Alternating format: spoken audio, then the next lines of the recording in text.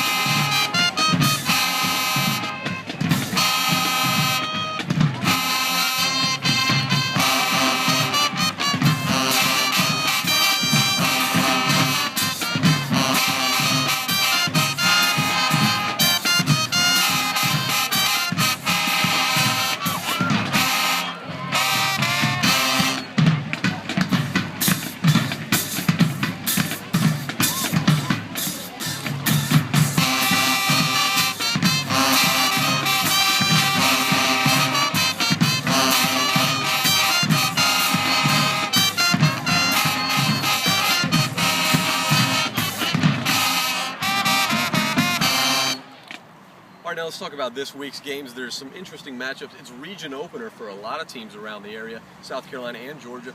But also, I want to look at one other matchup. Doesn't have anything necessarily to do with standings or anything. It's just an interesting background of the game. Talk a little bit about what's going on with Warren and Hancock. Yeah, we all know what happened last year with the post-game brawl that brought a lot of attention, not just in the area, but across the country. But they are playing in Warrenton this year. The game's still on. Fans are supposed to be there. But the players have said that they're over it. Not that they've obviously regret what happened, but I think they're ready just to kind of put in the past even more so actually play a game.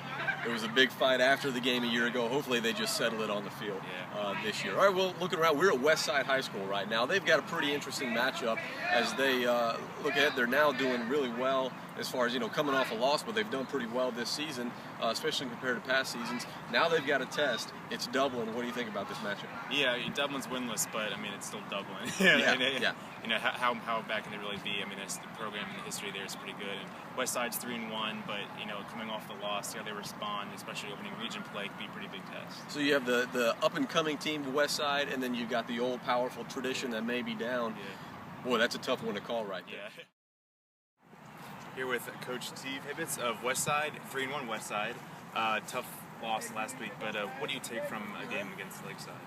I take the big thing was we would look back at the film. And some things, I told the kids, sometimes victors will hide some of the things that you are doing wrong, and you kind of think you might be a little bit better than you are. And I think that happens to coaches too. So we had to go back and correct a lot of things and make sure we're doing the little things right.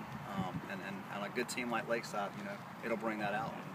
Obviously, region play starting a big one against Dublin. Not a great start to their season, but still Dublin. What do you kind of take out of this game? Oh yeah, we don't even look at 0-4 at all, and we look at it as they're one of the best 2A teams in the state, and we know we're going to have to prepare and we're going to have to play our best, and hopefully we can make a good game.